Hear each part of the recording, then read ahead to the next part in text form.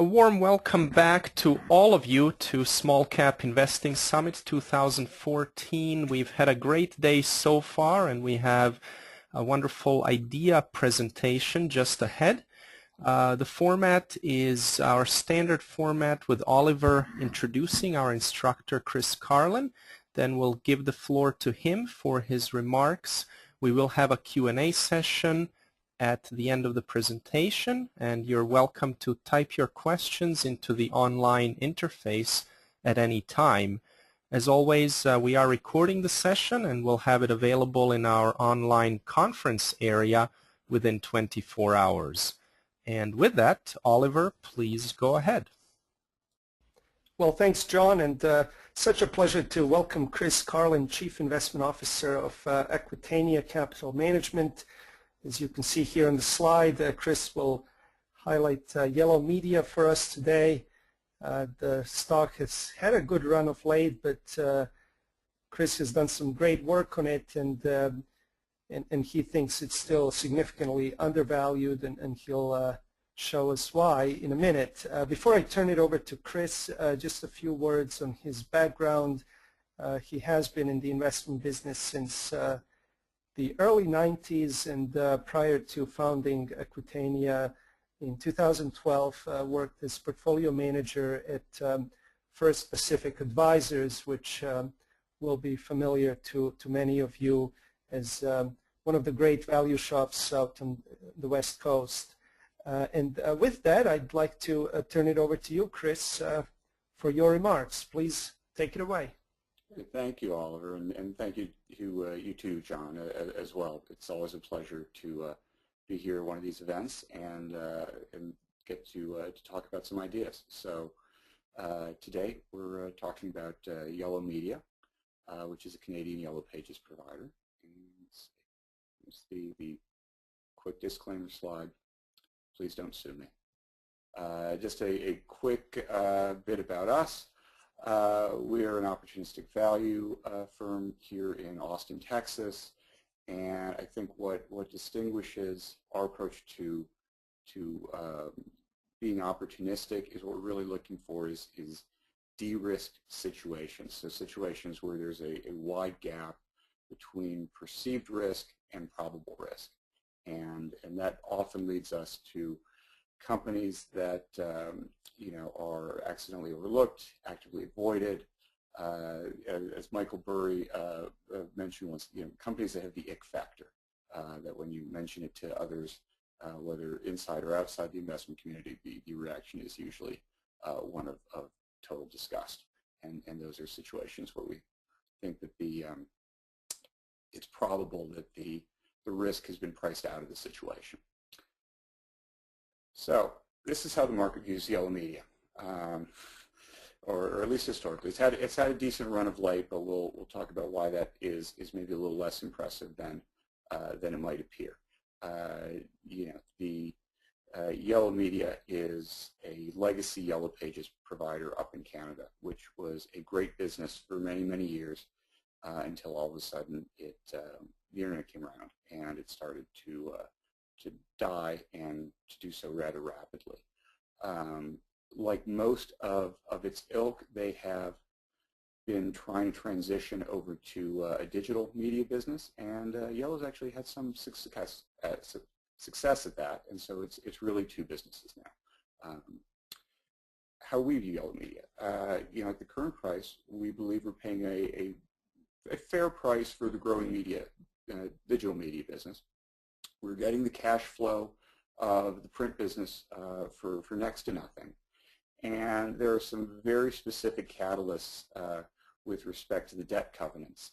Yellow went through a restructuring at the end of 2012, and the senior secured notes that are in the capital structure have mandatory debt paydowns that were over the course of 2013 to 2015.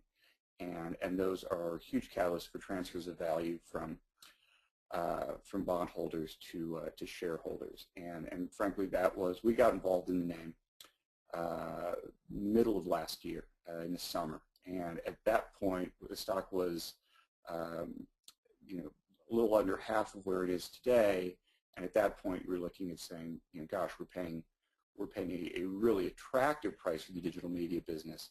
And even if nothing happens, you're going to get all these transfer payments over from bondholders to shareholders that it was exceptionally attractive. The stock has run up significantly since then, but the enterprise value really hasn't changed. So we still view it as very, very attractive. They have a new CEO who came from Solocal Group, which is the French Yellow Pages company. And he was responsible for the digital media business there and grew that pretty well. We haven't met him yet. He just came on the job January 1st, and they report earnings, I believe, Thursday. So we haven't had a chance to speak with him yet, but think that, on the digital side, he probably is a free option to accelerate growth there. Why might yellow media be risk priced? What might make it attractive? Well, it certainly had a rocky history. They converted to an income trust, which is like the Canadian version of a REIT. Then in 2006, the laws changed on the taxability of those, so they converted to. They were slow to cut their dividend. Then they converted to a corporation. They cut the dividend some more. Ultimately, they went through a restructuring at the end of 2012. I mean, they alienated every shareholder base they possibly could in Canada. Investors have a very expensive obsession with growth. There's a huge disconnect right now between pure play and embedded business valuations. Yelp, which you arguably could use as a proxy for the digital media business, although it's an incomplete proxy, has less revenues than standalone Yellow. Yelp has really, it'll be, I think, if you look 2 years out, there's going to be some EBITDA there, allegedly, and it's got a $6 billion valuation. That we have no position in Yelp, but that is a valuation that defies my logic. A similar business in better shape with broader reach, but embedded within a legacy company, gets no valuation really whatsoever. And it's not just this. I mean, you look at other instances like a Tesla versus General Motors or even Fiat. There's just a huge disconnect between growth valuations and embedded valuations, but that shouldn't be news to anybody on the call. Investors struggle in analyzing declining businesses. There is a real predisposition towards revenue growth, of thinking that that's some panacea, and it's misguided. We could easily make a business where if you give me $19, I'll give you 20, and we'll just keep doing that over and over, and all the best revenue growth that you could imagine, and I'll be destroying value every step of the way. It's a false idol, looking at growth in and of itself, and looking at businesses that are declining, discarding them just by virtue of their decline. And also, the final issue here is that there's a lot of balance sheet changes going on, and that generally is not recognized in I think in real time, most cases. So Yellow really rose up quite a bit in the fourth quarter, but that was also a period of time where there was a significant payment made on the debt paydowns, and so there's a significant transfer of value from bondholders to shareholders, which explains most of that. Now people are starting to look at Yellow and get a little bit more positive on it, not because their opinion of the business has changed, but simply because they're looking at a stock that went up significantly since the end of the third quarter last year, and that in and of itself ends up being viewed as a proxy for what is good, as opposed to the fundamentals. Let's start with the risks. I don't like to put this to the end. So what don't we know?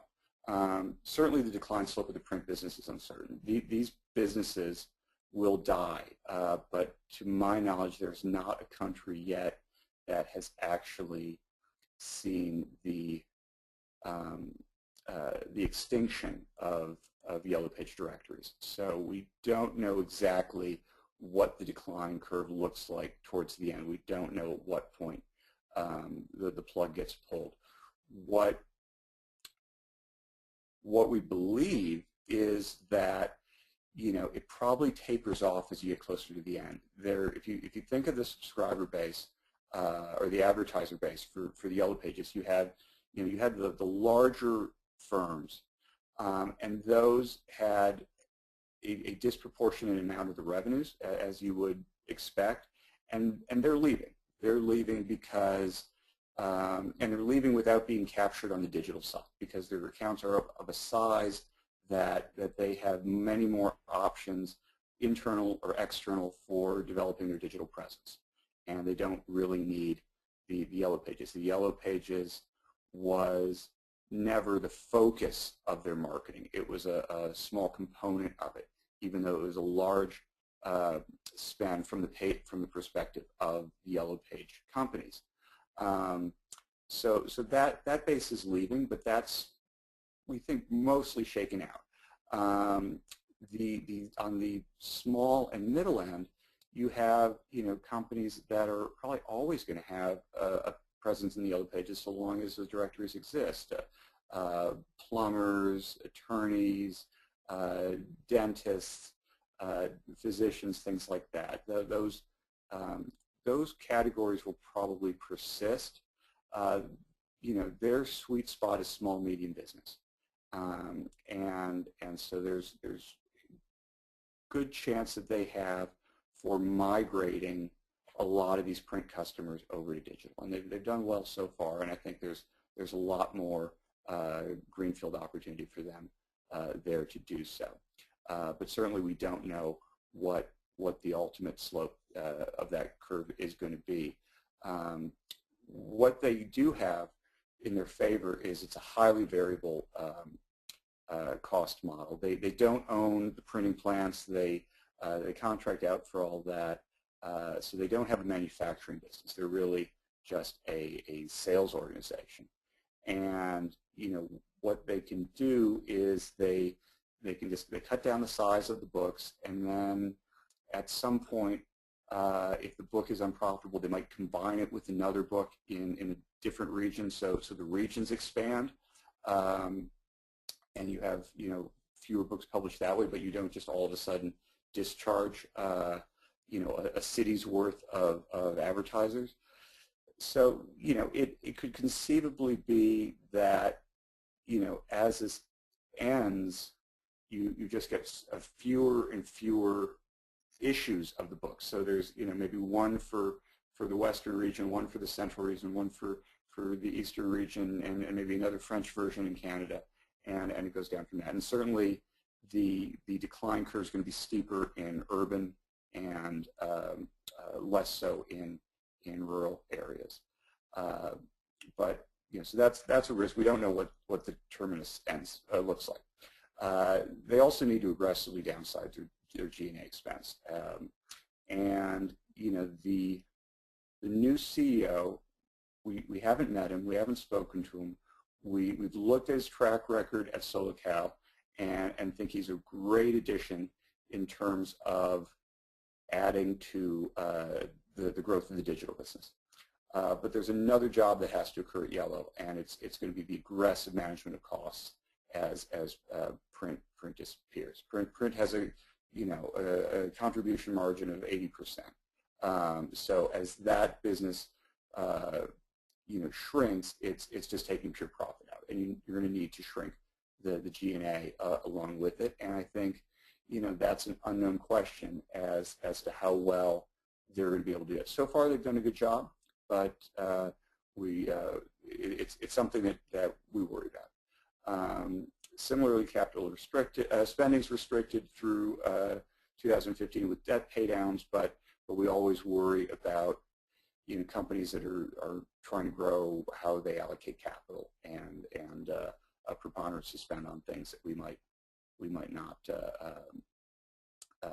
favor, particularly acquisitions. All that said, we think the downside's really limited here. There's a very clean balance sheet, and the stock's very cheap. And those are two things which really de-risk the situation for us. It's if you compare it to some of the other companies, Solocal, which the CEO came from, he did a great job there, but Solocal had a lousy balance sheet, and they're going to do a restructuring. The Italian version is doing a restructuring. Dex Media, the American version, which is a much more competitive market, is likely to have a restructuring event of their debt at some point in the future. Those are not risks that we feel are even remotely evident at Yellow Media. So now on to the more positive stuff. The print business, as I said, it's a great business. It's and even in slow death, it's a great business because it just throws off so much cash, and it's a quasi monopoly. You have a large and broad advertiser base, very high renewal rates. You have it's a roughly $1 billion revenue business, and it's been declining, 20 to 25% a year, which is pretty awful. But at times that business is being priced as if it is declining, 40, 50% a year.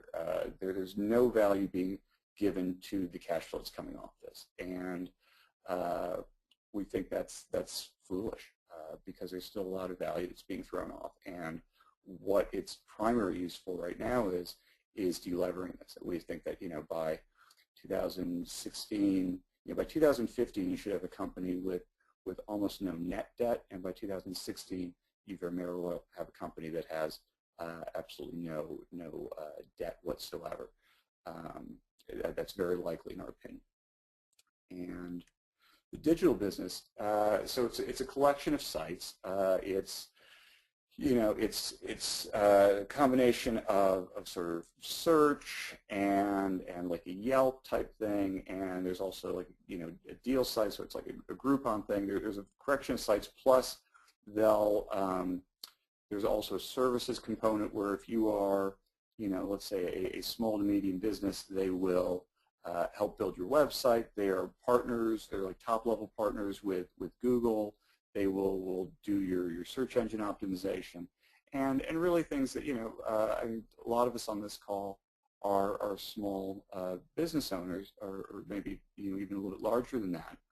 And there's this whole aspect of business now of building your digital presence, which is generally outside the scope of most of our competencies. And so, for a small to medium business, what Yellow is providing does have value. You have, a large advertiser base. They've got, 66% of their print advertisers are purchasing digital products. It's a $400 million run rate business. It's growing 10 to 12% on its own, and we think there is an option for that growth to accelerate that we're getting with the new CEO. What's really important about Yellow Media is the market in which it operates, and we've looked at France, we've looked at with Solocal, we've looked at Enero in Sweden, and generally speaking,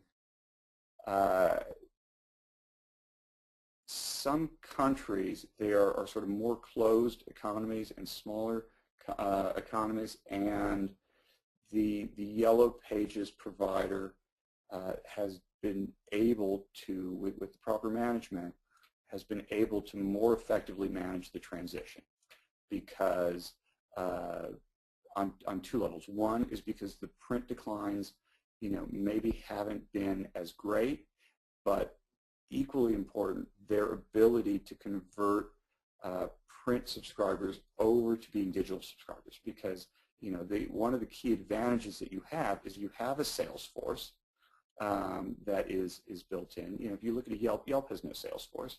Yellow Media has a sales force of about 1,100 people, which are comprised of people that are face-to-face, call center people for smaller customers. You have people that are dedicated to the digital business.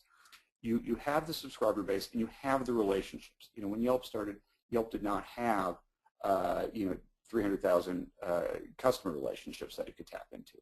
Yellow Media does, and so the ability to get in there and say, listen, we understand that your Yellow Pages account's up for renewal. Here, why don't we also help build your website and put you online and get you set up with that?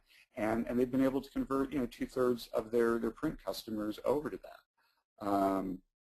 And there's probably another 20% or so they can capture. About the large accounts on the print side are about 19% of the customers, and you're probably not going to get those, but you probably get another 15 to 20% to bring over.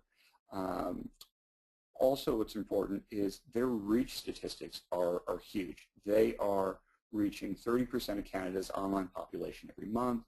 Smartphone penetration in Canada is a little bit higher than the U.S., and there's roughly, what is it? There's like 34 million people in 32, 34 million people in Canada. There's about 16 million smartphones. Their app has been downloaded 6.5 million times. So they have pretty high penetration, much higher than anything like a Yelp would in the U.S. And those are great statistics, because not only it shows that on the consumer side there's some value that's being offered, but that's one heck of a sales pitch, because ultimately what the advertisers are looking for is they're looking for effectiveness. They're looking to connect with the right customers, and so to be able to show, hey, listen, we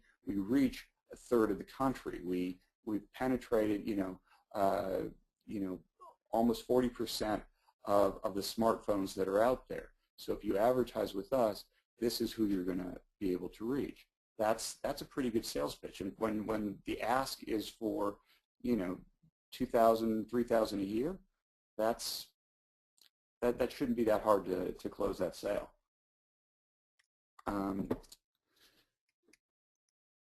Debt reduction. So again, I mentioned this earlier. The shares appreciated significantly in 2003, particularly in the fourth quarter. But the enterprise value really rose moderately. The debt reduction represented about 63% of the market cap increase, or the enterprise value increase, rather, I should say. And that's primarily because they make the payments in, I think, like March or May and December, and so there was a substantial payment that was made in the month of December, and that really comprised a good portion of the stock price appreciation. So while the stock has run up, it's been viewed as in its totality, the valuation isn't meaningfully different from what it was a year ago when they exited restructuring. They have a mandatory debt payment that is in the bond indentures to use 75% of excess cash flow, which is basically cash flow from operations less capital expenditures. They have to pay it every 6 months through 2015. There was a $100 million minimum that was required to be paid last year. They ended up paying $118 million through the excess cash flow test, and they went out and paid an additional $35 million in open market purchases, and they also had an option to redeem additional notes. In 2014, there's a minimum of $75 million, and 2015 a minimum of $50 million. Those minimum payments alone represent about $4 per share in value transfer from bondholders to shareholders, which is 15% of the current price.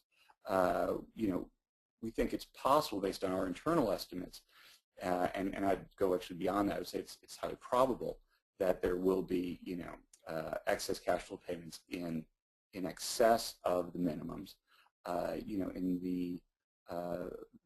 In our estimates, we think there could be an additional 5 or 7 on top of that 4. They're highly restricted by the senior notes, and from talking with the company, their intent is to get them off the balance sheet as fast as possible. And I think they have to temper that with wanting to invest in growing the digital business, but I think they know that they need to get those notes off the balance sheet so they have more flexibility. And it's not clear, even with the stock price running up, it's not clear to them, I think, to what extent the debt markets are receptive to a Yellow Pages company coming to refinance their bonds. So I think they're just going to use the cash flow that they have to make the payments as quickly and aggressively as they can. So we have a forecast, and I would suggest that anybody that's interested in Yellow would make their own. The main variables that matter are going to be really the decline slope of the print growth or the print decline. The gross margins, they've got a really good ability to flex down costs, as we said. So we're thinking that the gross margins so far, they really haven't been impacted that much from declines on the print side. Where they've been impacted, they've been declining overall, and they've been declining overall for 2 reasons. One is the digital business is nowhere near as good of a business as print business was. You have gross margins maybe 30 points lower than on the digital business, and as that's been increasing in the mix, that's lowering the total. And also they've been investing a good bit in growing the digital business, and so we think that G&A has been, although it's been coming down in an absolute sense, it probably is a little bit inflated because you have growth expenditures in there, so they're spending in advance of revenues. And then certainly, your other figure that is going to be really key here is how you look at G&A expense, that to what extent that as digital declines, are they going to be able to flex that down? And we've been very conservative in managing that. We just, it's necessary, but we just don't have the high conviction that they're going to be as aggressive at that as we'd like it to be. But we're pretty comfortable with the print growth we've been aggressive for the next 2 years, and we tapered off a little bit, and that leaves you with the business that has certainly declining cash flow, but still very, very robust cash flow. Also notable is you see total revenue growth. The decline rate tapers pretty aggressively this year and next, and actually might go positive in 2016. Also, in terms of the mix, we think 2014 is the year where digital revenues become the more than 50% of the mix. That's a number that's important to the market. We think that's a very silly metric. Certainly, an easy way to get there is for print to decline faster, and we would think that would be a good thing. So, the market's looking for it. We're indifferent to that statistic, but it does happen this year. It should happen this year. In addition to the senior notes, there's also about 108 million, and all these figures are Canadian dollars, I should add. 100 million in convertible notes. Those are in the money at 19. So there is dilution that comes with that. We think that although it's unfortunate, we spoke with the company earlier this year and said, can you do anything about the converts? They said we can't do anything about the converts until we have the senior notes off our books, which because the stock price then ran up so much because of the debt pay downs, you're just sort of stuck with these converts. They're going to, what we expect to happen is you're probably going to be paying your 8% interest until expiry, but you won't actually have to settle them in cash. You'll settle them for shares, and that's going to end up being a very expensive piece of paper for them, but it is what it is. And ultimately, we think the dilution, in terms of a re-rating of the valuation, the dilution should be hopefully more than offset by the market realizing, hey, you can take $108 million off the debt of this balance sheet because they're not actually going to have to settle that for cash, and we think that's pretty significant. So I would also add that all the per share numbers that I put in are assuming the conversion. So we're using diluted shares for any per share amounts in this presentation. And so you see with that, right now we're looking at enterprise value of about $1.3 billion with a diluted market cap of about $840. The valuation, when looking at the business in its combined form, consolidated, is very attractive. And you look at it and say, well, gosh, on trailing EBITDA, or at least our estimate of trailing EBITDA, you're paying a very, very low multiple. And the retort to that is, sure, but the cash flow is declining. Well, if you look out a few years at what are pretty reasonable assumptions for decline rates for print, growth rates for digital, you're still looking at paying a very, very low amount, looking in the out years. It's not like all of a sudden you're paying 3 times this year, but you're really paying 6 times 2 years out because that cash is disappearing.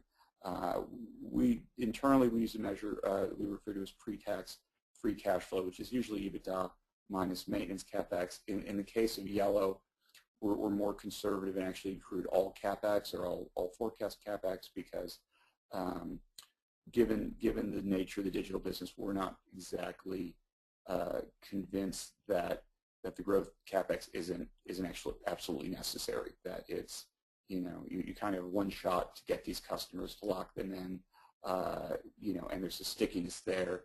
And if you're spending prudently on growth to get there, it's hard to make the argument that that's not a necessary expense, that it's an optional one. So we include that as well. And so then we look at it and just invert the multiple and say, well, gee, what kind of yield are we getting? If we own this business as a whole, what kind of yield are we getting? And generally anything over 15% makes us look a little closer, and to see yields that are in the high 20s is something that's very appealing to us.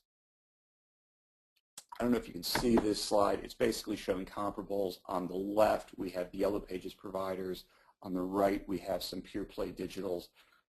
And basically, the one sentence takeaway is Yellow is the cheapest of the Yellow Pages, is the least expensive of the Yellow Pages provider, and we think it's got the best balance sheet and one of the best growth outlooks. And if you look on the pure play side, they're all just really obscenely expensive. And so the issue is how do you look at dying businesses? And our argument is that dying businesses have real value, or they can. The print business should last through the decade. As we've talked about, they flex down the costs. It's a highly variable cost model. Right now, what you want to do is you want to harvest the cash, and you want to convert these advertisers to digital, because if they leave print and they do digital with somebody else, now all of a sudden it's a much more expensive proposition to go and get those customers and get them away from who they're with and bring them back. So that's really the job of running the digital business. We think, under pretty conservative assumptions, it's probably worth $14, $16 a share, using very high discount rates. That is clearly not being reflected in the enterprise value. And there's certainly potential for multiple expansion. What do you think a private buyer would pay for a business that is pure play online and mobile, has tremendous reach, has good growth, great free tax flow, free cash flow, limited capital requirements, reasonable visibility. I mean, 9 to 11 times EBITDA is certainly not an unreasonable price. I think you could make an argument for higher multiples, but that's not we have a free option on that. That's not an argument I'm going to make. But you get nice values out of that. You get $34, $41 of enterprise value. Because of the debt paydowns, we're not reliant on the market to all of a sudden wake up and say, wow, the print business, has great value and it's not going to die tomorrow. Because of the debt paydowns, we don't have to be dependent on that for value realization. Because the debt paydowns, that ultimately is going to get reflected in the stock price like it did in the fourth quarter, like we believe it will in 2014. So on the left, if you view print as a cash flow stream and you view the business as a piece there, and you get $15 to $16 or $14 to $16 of value there, you've got value in the digital business, you take out current net debt, you get values $36 to $44 a diluted share, and that's again with assuming the conversion of the converts. If you just wait and look at the debt paydowns, in this case I'm looking at the debt paydowns just over the next 2 years, so not with the same long-term view that of looking at the print business's cash flow stream that probably extends another 5 years into 2020. But on that, you get the digital business, you take away the net debt, you look at the paydowns that are required, you look at the excess paydowns that are likely, and you get a value $30 to $39 per diluted share. So we think that there's not a lot that we really need to do to succeed well. In addition to the common, there are also warrants which have a strike of around $28 and expire many years out in the future. We have an investment in the common. We also have an investment in the warrants. We thought those were grossly mispriced a little earlier this year. We think they're still reasonably attractively priced today, and certainly a less capital-intensive way to get exposure to the name.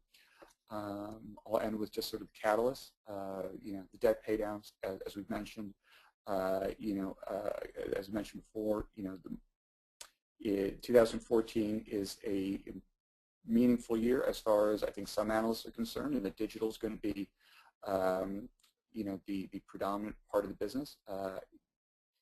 Yale is going to be one of the few Yellow Pages providers to be able to say that in 2014. We think it's a red herring, but the market is certainly looking for that. Revenue growth, which is a lot of what the conference call Q&A is spent on, which is also, we think, a canard. We think it's silly. We're much more focused on cash. On that, the declines taper sharply this year. You probably don't see total revenue growth until 2016, but I think what the market does respond to is accelerating growth in the digital side. We had a short position and still have a small short position in Dex Media. Dex came out on their third quarter call and said, we've got no growth in digital. It was buried deep in the supplemental package, and the stock was off 30% a day.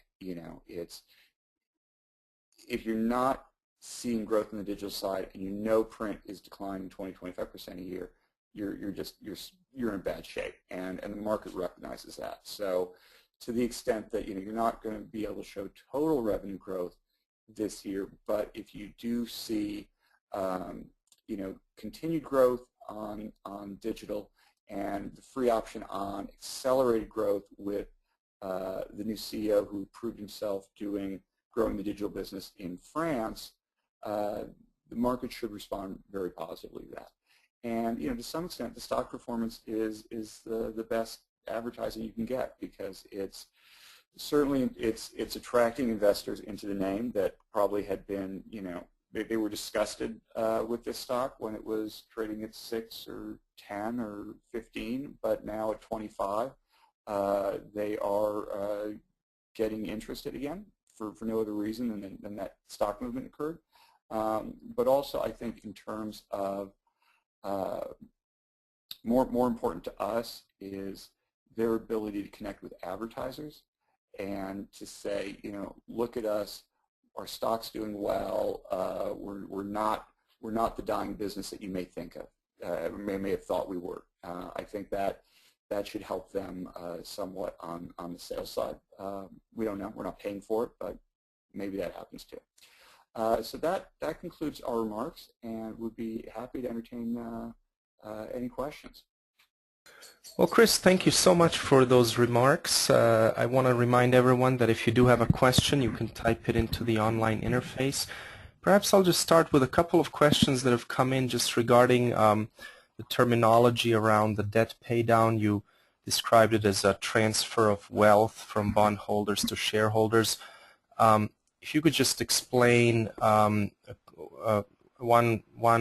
listener wrote in that if you buy the bonds or the debt, retire the debt at par or at market value, it's value neutral. So what do you exactly mean by transfer of wealth?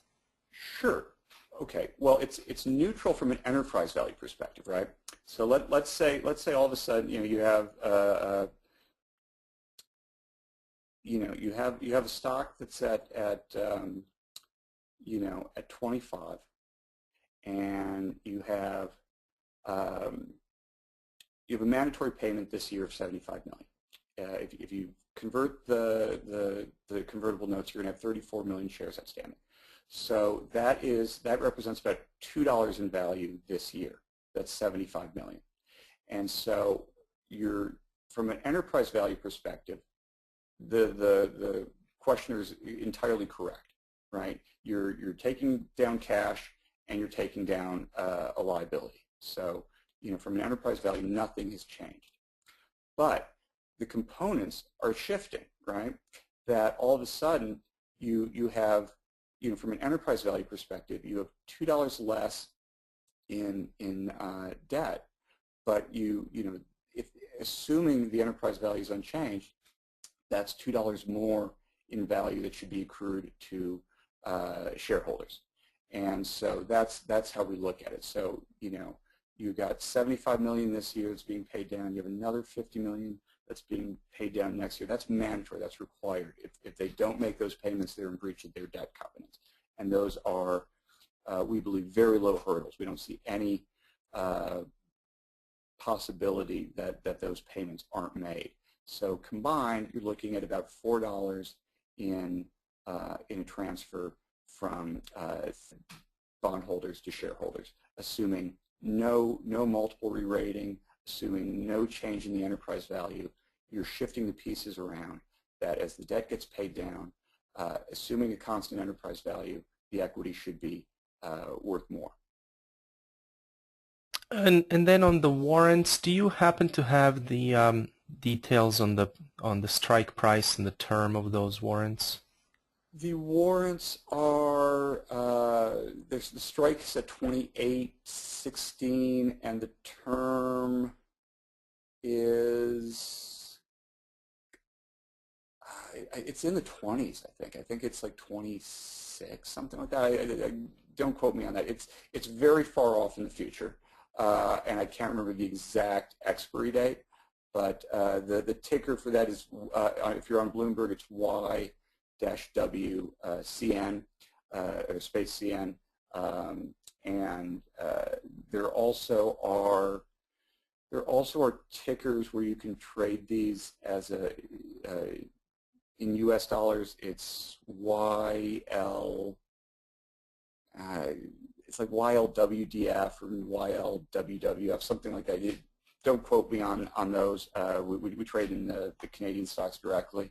But you also have the ability to purchase without having to deal with the exchange rate issues. You can purchase in U.S. dollars.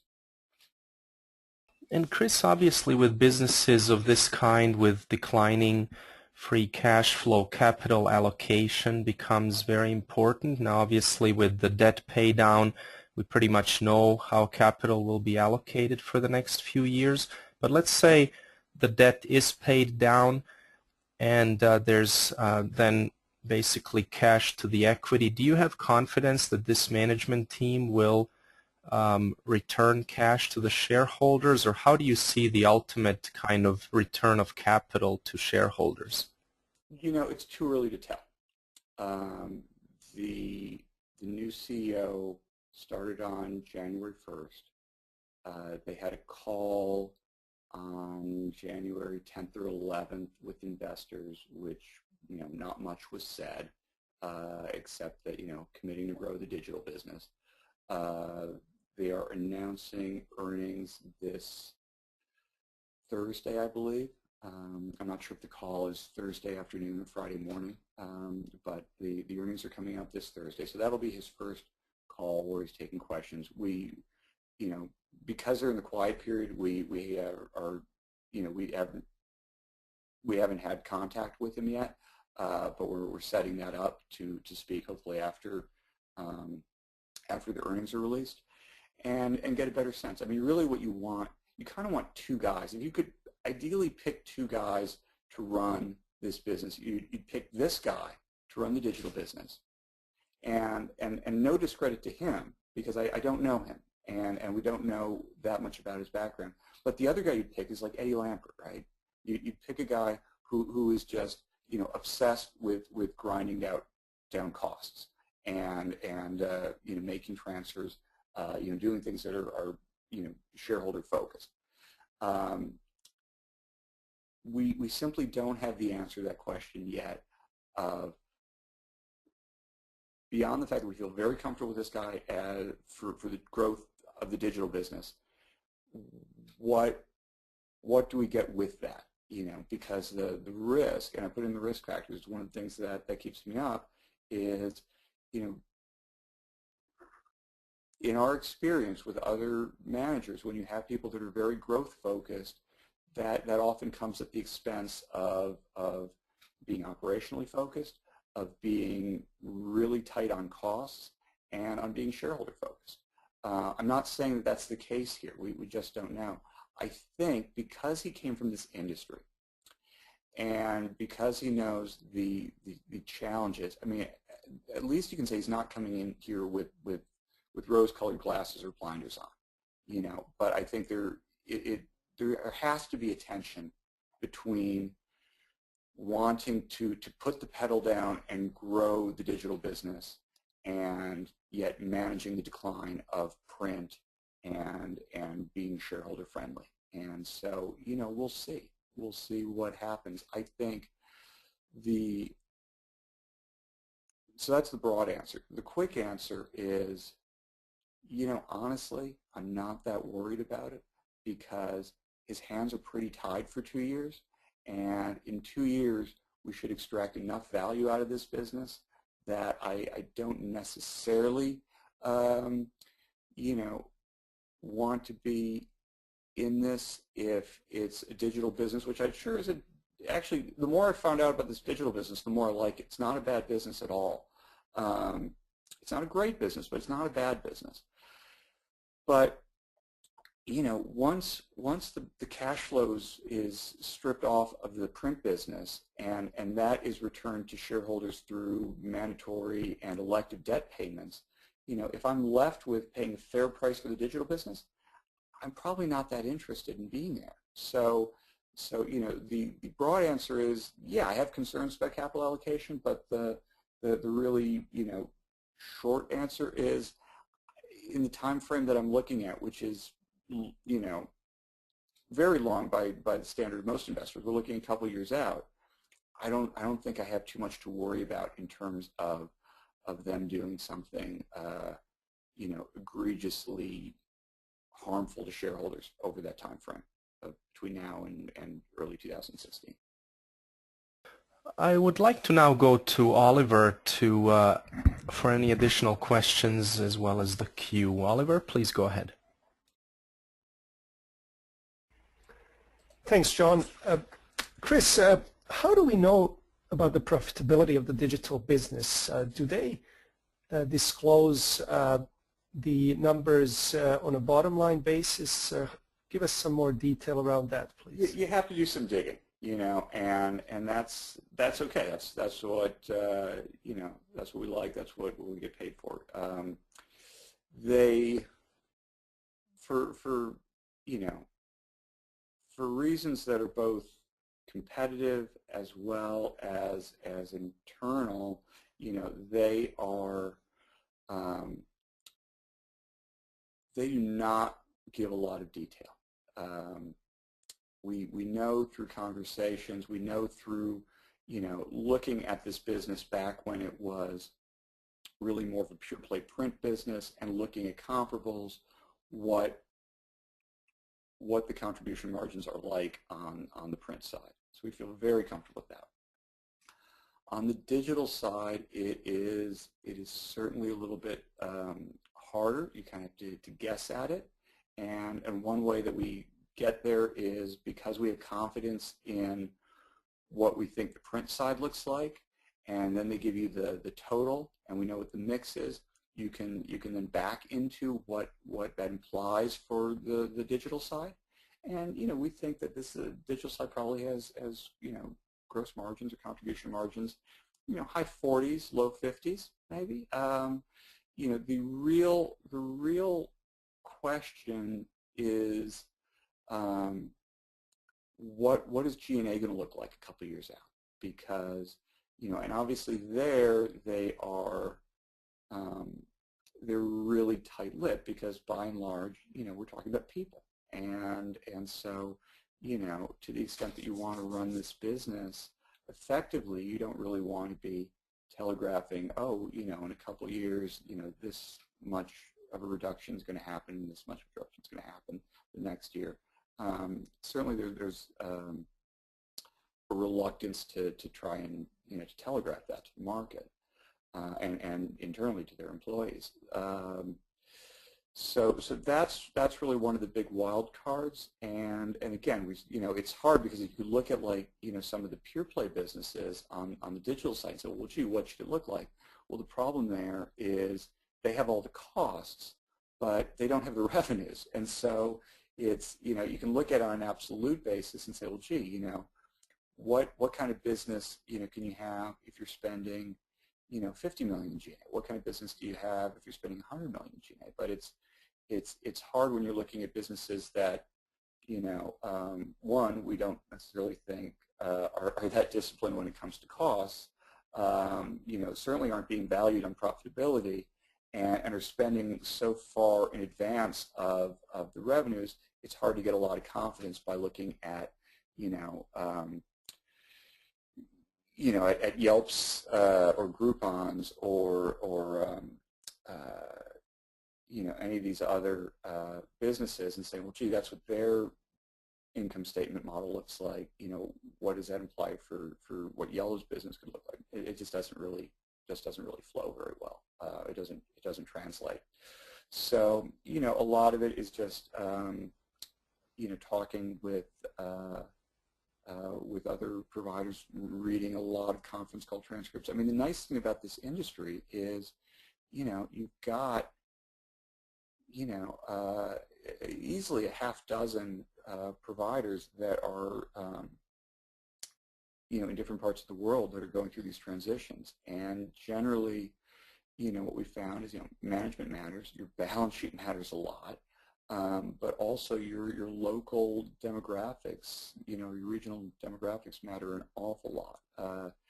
Smaller, more protected economies like Canada, France, Sweden, Italy, have done a little bit better. London, the UK had with Hibu, had a harder time. Dex Media in the U.S. is having a much harder time. Dex is fortunate in that it has much greater scale, but the balance sheet's awful, and the competitive dynamics are really dramatically inferior to what you're getting in Canada. I mean, if you look at the reach that they have in Canada, it's huge. And if you look at Dex, most of us on this call, I imagine, are in the U.S. 38% of Canadian smartphone users have downloaded the Yellow Pages app from Yellow. I'm guessing everybody on this call in the U.S. is probably a smartphone user. How many of you have downloaded, any Yellow Pages app to your phone? It's a tougher market. So, I'm not sure if that's really the most appropriate answer. Basically, they give us some information, and the rest we dig.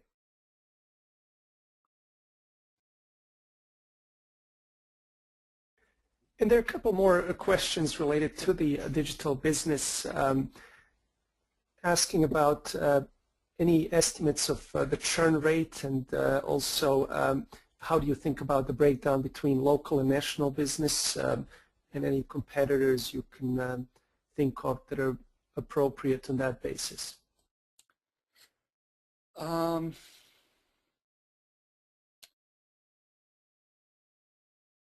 Let's see. Churn we really don't have.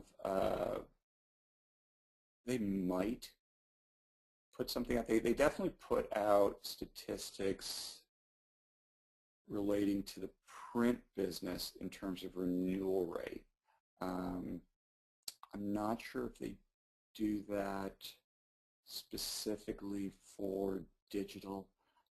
I'm guessing, I would guess it's reasonably high renewal, so relatively low churn. The reason being is, think about what they're offering. If you're going to, a restaurant or a plumber or a dentist, and someone who is, technology is certainly not a core competency, it's not part of their business, and you're saying, let me put you on, let's build your website and build your digital presence, and it's going to cost you a couple $1,000 a year. Once you're locked into that, it's really, what would cause somebody to leave? Well, certainly people are going to leave if they go out of business. So there is going to be some churn. But beyond that, it's like, either you're saying, okay, I think somebody else can offer me this for less. You're price sensitive, and I would argue, well, gee, it's not that expensive of a thing. I don't think price competition is really that impactful. Second is, who's going to offer you, who's going to compete and offer you the reach, and who's going to, hold your hand so that you're not exposed to disruption. There's a stickiness here. There's a definite switching cost.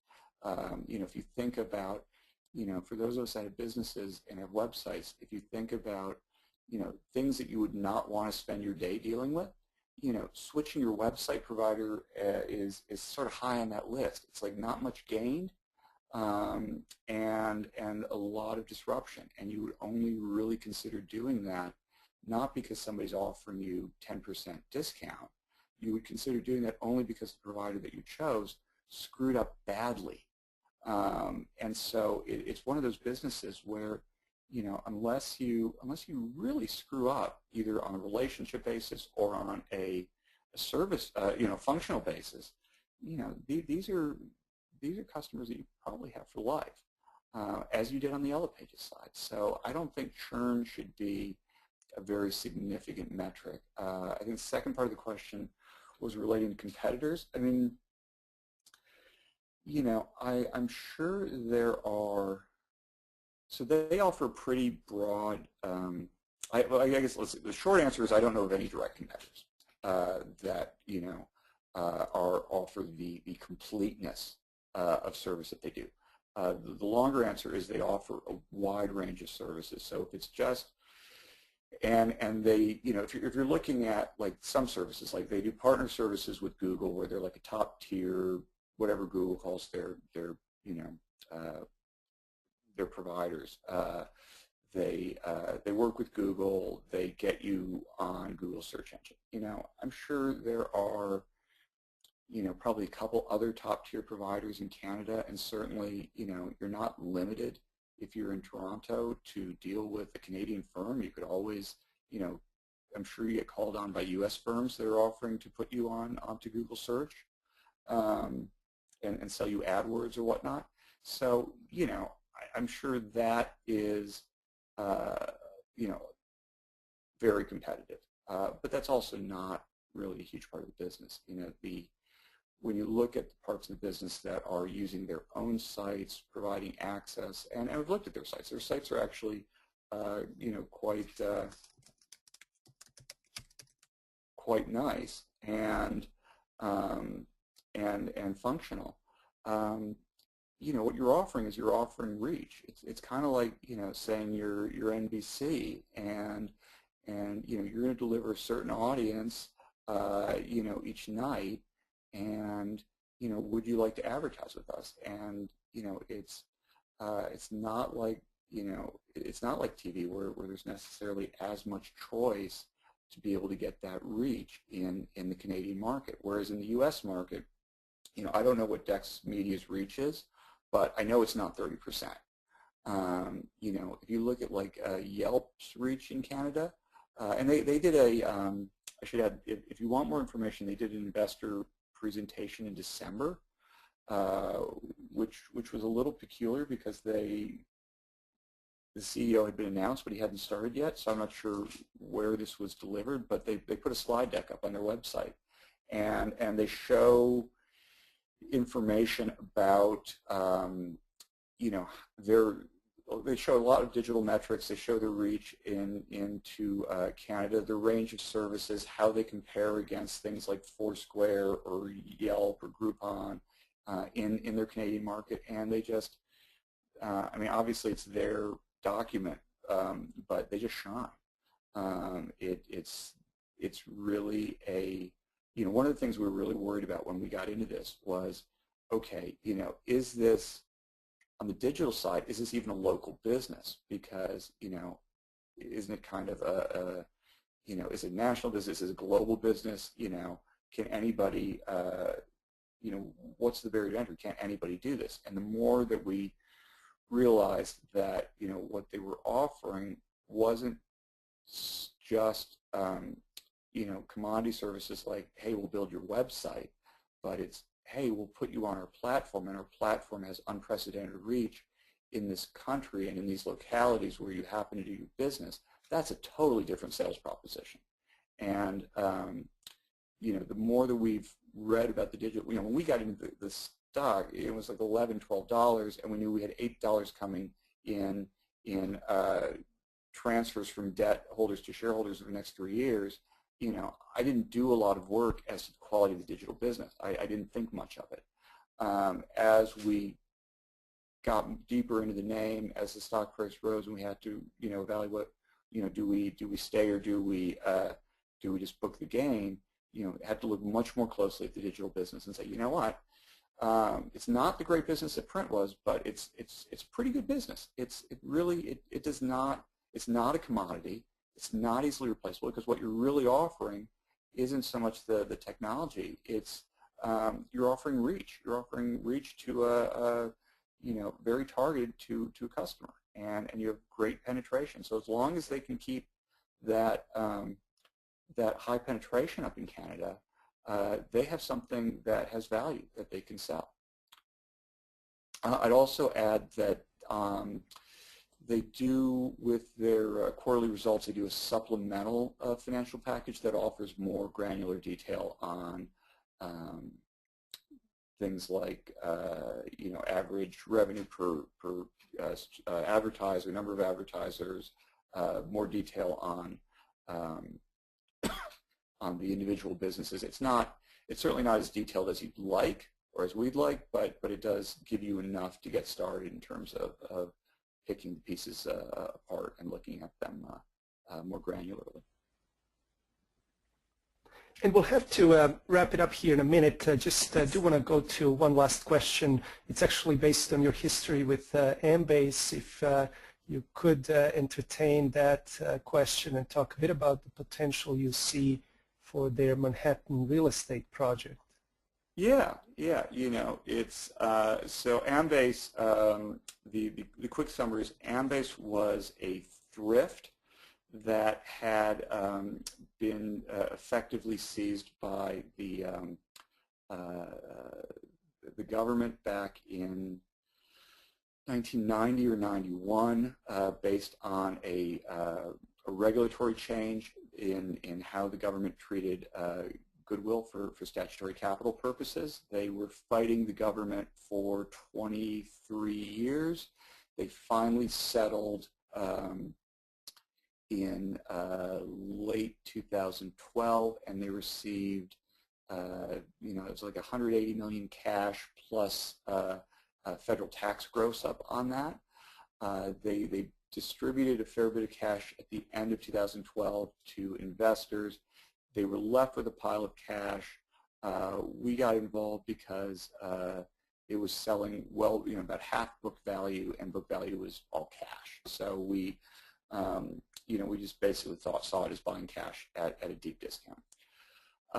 They then went out and did a joint venture deal to develop a residential sort of condo / retail, maybe hotel tower on West 57th between, I think, 5th and 6th Avenue in New York.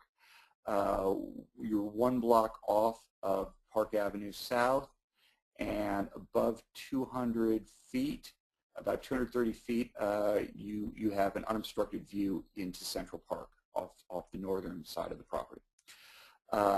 This is a joint venture deal. They put in about, I think, a little under $60 million in capital. They are partnering with a proven developer who has also done a deal for a First Avenue site with Baupost. So Baupost, obviously, we have great respect for, and so that was a nice vetting of the partner.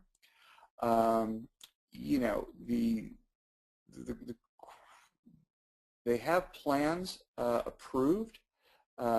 They are, they should commence construction this year. I was up there at the site in November, and they also own Steinway Hall, which is next door, and so Steinway Hall is a historic site. So what they're going to do is they're going to, but buying Steinway Hall gave them greater air rights. So this is going to be a very tall tower, in excess of 1,000 vertical feet. What's unique about it is it's a very small floor plate. And what that means is that at the higher elevations, you will have basically, you have the ability to offer a single unit per floor. Down the street from them is the 157 property, which is 157 West 57th. That has that's an Extel development, and is known as sort of the Billionaires building in New York. That is coming online, I think, later this year, earlier next year. They've sold penthouses for, I think they sold a few penthouses for north of $90 million in this building. We see residential, high-end residential tower, or high-end residential construction in Manhattan a little differently. We don't think it really abides by the same metrics that you would use, in buying your house. If you're a U.S. Investor, we think that the metrics that are being used here are, let's say you are a wealthy person in part of the world where the rule of law is maybe a bit more fluid than it is in the U.S., say China or Russia or maybe some of the Arab states. Buying residential real estate in the U.S. at the high end gives you the ability to park very large sums of capital in a westernized economy protected by the rule of law with very little paperwork. And so as long as there is great wealth being created in these other economies, we think there is, enough demand to sustain the amount of high-end construction that's going on in Manhattan.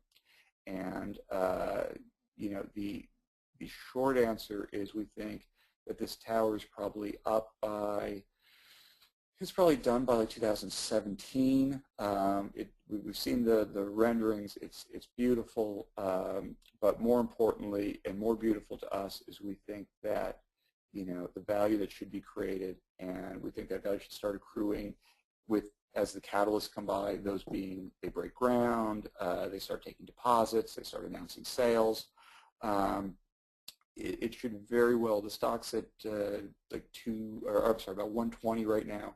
We think there's easily enough potential in this deal for a doubling of that. And then the question becomes, what's next? Do they follow this up with additional real estate deals, and does the market view them as more of a going concern, or does the market view them as just doing one-off deals as they come? We've spoken with management. We are great respect for their ability. Management owns 40+% of the stock, so it's a smaller position for us than it was at middle of last year, but we're no less optimistic about the potential there.